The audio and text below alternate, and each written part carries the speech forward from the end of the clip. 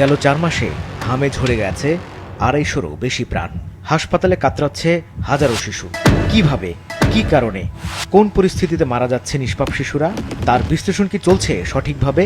তো রোগী ভর্তি হচ্ছে 1164 জন, আর সিরাম মানে ব্লাড টেস্ট করতে পাঠানো হচ্ছে মাত্র 253 জনের, 4 ভাগে 1 ভাগ না।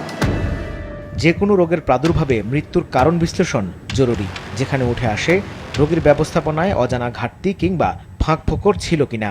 হামে মৃত্যুর ক্ষেত্রে এই বিশ্লেষণ কি করেছে স্বাস্থ্য অধিদপ্তর? হসপিটাল থেকে ডেথ রেজিস্টার করে আমাদের পক্ষ থেকে করা হচ্ছে না। অনেকের হয়তো স্যাম্পল নেওয়া যায় নাই, কারণ এমন মুহূর্তে ডেথ হয়েছে, স্যাম্পল নিতেও হয়তো অনেক ছোট বাচ্চা, তারাও চায় নাই। অ্যাকচুয়ালি একদম সবগুলি মৃত্যুর যে একদম ডেথ অ্যানালাইসিস হয়েছে এটা বলা যাবে না।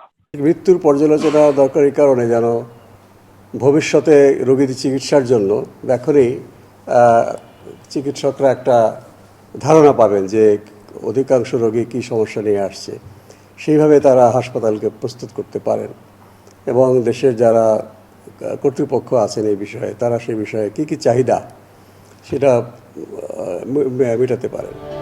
শত কাজের মাঝেও হঠাৎই থমকে যান সাইফুল ইসলাম। ফুঁপিয়ে ওঠেন বিশাল এক শূন্যতায়। হামে মাত্র 5 মাসের কন্যাকে হারিয়েছেন তিনি। ভর্তির মাত্র 1 দিনের মধ্যেই হাসপাতালে মারা যায় শিশুটি। এখন পর্যন্ত আমি যখন একা থাকি, একা যখন হাঁটি, তখন আমার মনের ভিতরে শুধু এইগুলোই, ওই ছবিগুলোই বাসে। সে কি করতো, তারে নিয়ে কি করতাম আমি। কিছু খাইতে গেলে আমার বড় মেয়ে মানে এটা রেখে দেয়। গতকালকে রাত্রে আমারে জিজ্ঞেস করে যে বাবা তুমি না বললা যে আমার ছোট বোন আসবে, ওর নাম হচ্ছে সাফা না আসবে, তুমি তো দোকান থেকে আসছো। ওরে তার না।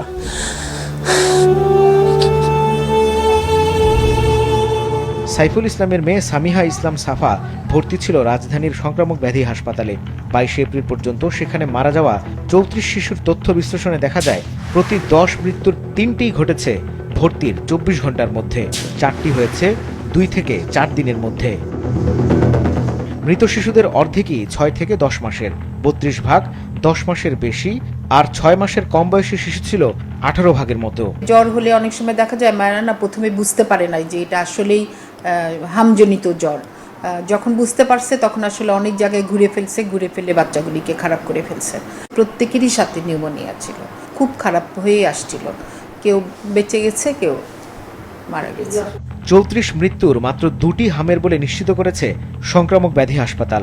অবশ্য রোগের জটিলতা সহ প্রতিটি মৃত্যুর প্রকৃত কারণ সম্পর্কে বিস্তারিত তথ্য দিতে পারেনি তারা।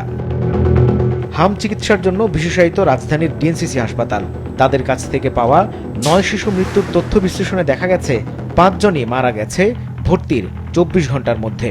বাকি 4 জনের মৃত্যু হয়েছে 3 থেকে 6 দিনে।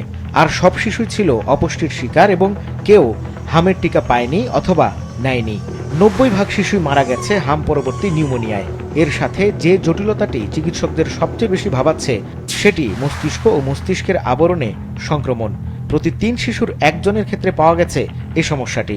বাচ্চাটা নিউট্রিশন স্ট্যাটাসটা পুয়ার অথবা সাথে তার অন্য কোনো একটা ক্রনিক ডিজিজ আছে, এটা হচ্ছে সবচেয়ে আগে।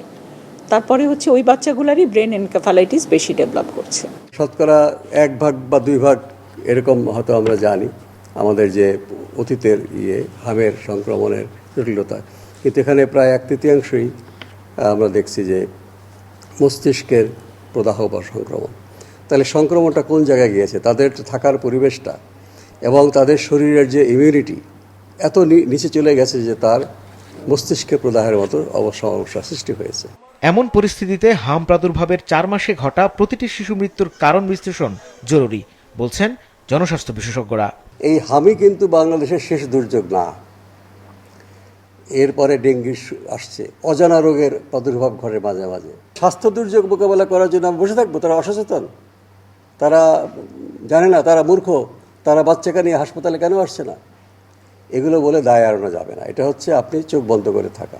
আমাদেরকে জনস্বাস্থ্য ভিত্তিক, স্বাস্থ্য ব্যবস্থার বিকেন্দ্রীকরণ ভিত্তিক, স্তর ভিত্তিক স্বাস্থ্য ব্যবস্থা কেন্দ্রিক চিন্তা করতে হবে। চলতি বছর এ পর্যন্ত হাম ও উপসর্গের রোগীর সংখ্যা 35,000 ছাড়িয়েছে, যাদের 60 ভাগকেই ভর্তি হতে হয়েছে হাসপাতালে। মাহমুদ কমল, মাছরাঙা সংবাদ, ঢাকা।